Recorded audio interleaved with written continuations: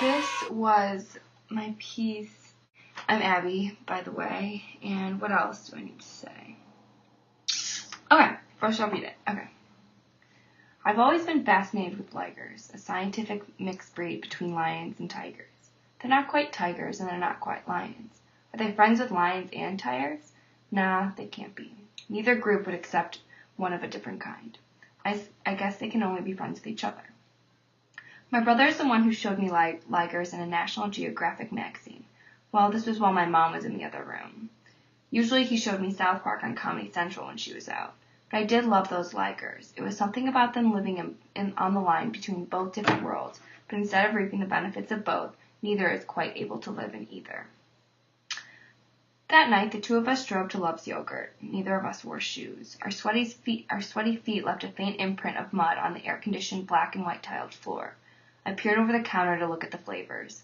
He paid for my cake batter ice cream with the minimum wage he earned at the bike shop, and we ate it in the '98 Honda Civic that reeked of Bonnaroo and greasy hair, fighting to hear each other over the Pink Floyd playing and the loud humming of the engine. We parked it a block away from Gilson Beach and started the walk on the sharp blades of crabgrass, sharp on our poor feet. He crafted sufficient speakers out of Sony headphones on full volume from his Walkman. Today, we played tic-tac-toe on the wet sand by the water with our fingers and let the water tickle our toes as the slow waves influenced our slow, deep breaths. When the mosquitoes joined the party after dusk, we rolled down our pants again and got up to leave. He turned to me. Are you going to miss me? I jumped as high as my prepubescent body could and tugged at the hemp necklace with the handmade glass beads that were sitting on his slender neck and 6-foot body. I'll miss your fart jokes. Your ugly face? I think I'll be okay. He made a pouty face and made a low grumbling noise with his mouth. You'll miss me. I shrugged my shoulders. Meh.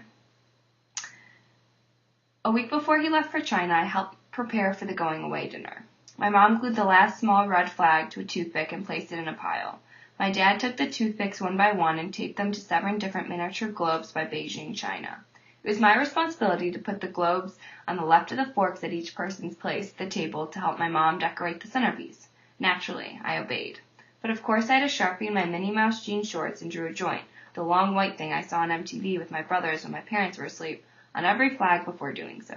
I drew the one next to the place reading Peter, World Traveler, especially big. So big the stars of the Chinese flag giant vanished in the smoke.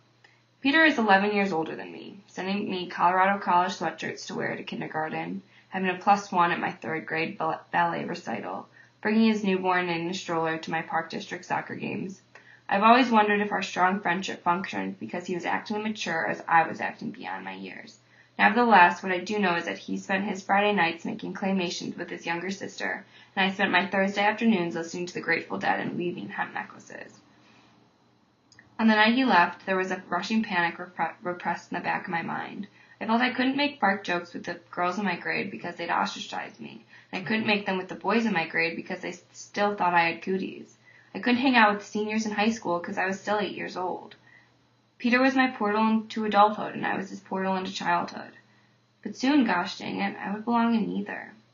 On that night, we all sat at the dining room table at what felt like our last family dinner ever.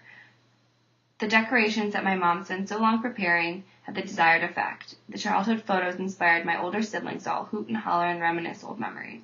They celebrated Peter's time spent at home for the last 18 years, and although sad to see him go, were excited to see him open a new chapter of his life. I tried to giggle along, but couldn't seem to.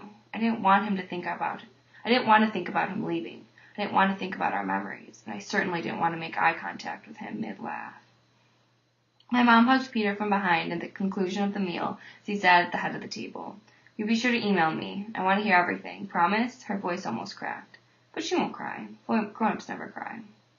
After the dinner, everyone helped load the car with 4 years' worth of luggage. But I didn't want to. I wanted to go to Gilson again. Hey, Abby, Peter said, carrying 2 bags. Can you grab my sleeping bag? I looked up at him. That moment I felt tears swelling in my eyes, and I looked away. Ashamed, I escaped outside, slamming the door. I sprinted towards the only place in the world I wanted to be, Gilson Beach. I made a block before my body collapsed. My bare feet couldn't take the pounding, and my body couldn't hold up the pounds of devastation that weighed down my limbs for the past weeks. I dug my face in the rough grass of a family's front yard. I sobbed for the first time since I found out he was leaving. I curled in a ball and rocked back and forth. I hate him, I whispered. I hate all of them.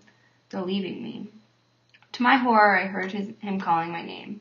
I popped up as best I could and wiped my tears, but my body disagreed and fought to remain weak, vulnerable, immature, young, with tears on my face and puffiness in my eyes. I couldn't face him like this. He'd call me a baby. He'd only leave me for longer. I thought that the only way to cope was to run. I heard my name again, but I kept running. Abby, I want to say goodbye to you. I have to leave soon. Where are you going? He yelled. Then I didn't hear him at all. I made it to the sandy beach and let myself deflate. I dropped into the sand and accepted defeat. My limbs relaxed and my tears created a small pool of water in the sand. He will probably never come back. He will probably meet his wife in China. He will probably start a new life without me. My body was numb. I almost couldn't hear the familiar humming of the Civic over my loud sobs, and at first I thought I was hallucinating. A pair of huge bare feet came into my view. I cried harder. He lied down in the sand next to me and put his arm around me. I finally allowed myself to cry before him. Peter, don't leave, I coughed in between sobs. He hugged me and sat me upright and stroked my back. I'm not leaving forever. We have email. I'll email you every day. I'm going to miss you more than anyone. You're my best friend, Abby. I'm going to think about you all the time. I'll send you music to listen to and videos to watch and crafts to make. You'll have to tell me what you're doing in school and jokes you see on Seinfeld. This is hard for me too, Abs. Tears swelled in his eyes and buried his face in his hands, repeating in my mind, grown-ups don't cry, grown-ups don't cry. I love you, Abby, but I gotta go on this trip. I hugged him and rubbed his back. P.S. Great drawing on the flags, Abs. He chuckled and gave me a thumbs up. And then we sat there just like any other Sunday at Gilson Beach. I buried my legs in the sand and he turned on the music on his Walkman loud through the headphones so we could both listen. He rolled his polyester pants up to his knees. We laughed as we teased the waves by running to them, but retreated as they threatened to wet our toes. Shouldn't you go back home? I asked. Aren't you going to miss your flight? It'll be fine. There are flights to Beijing like every 20 minutes. He shrugged and smiled. I knew he didn't want to leave me. Soon my mom and dad found us there. He had to leave now to make his next flight. He started the engine to the Civic, but let me sit in the front seat this time, and held the smell of the car and grinned. I said goodbye to our special spot on the beach. I said goodbye to our car rides to Love's. Although my eyes weren't dry, I felt a little bit older, and I smiled at him. We got back home where the sleeping bag was waiting in the mudroom. I ran quickly out to the car and looked up at my other siblings. Fresh tears swelled in their eyes and stale ones stained their cheeks. Grown-ups can cry, I guess. We shared one last hug and I waved as he pulled out of the driveway. Goodbye, Peter. I love you. Last week I emailed him a claymation I made with a girl in my class. I also made an excellent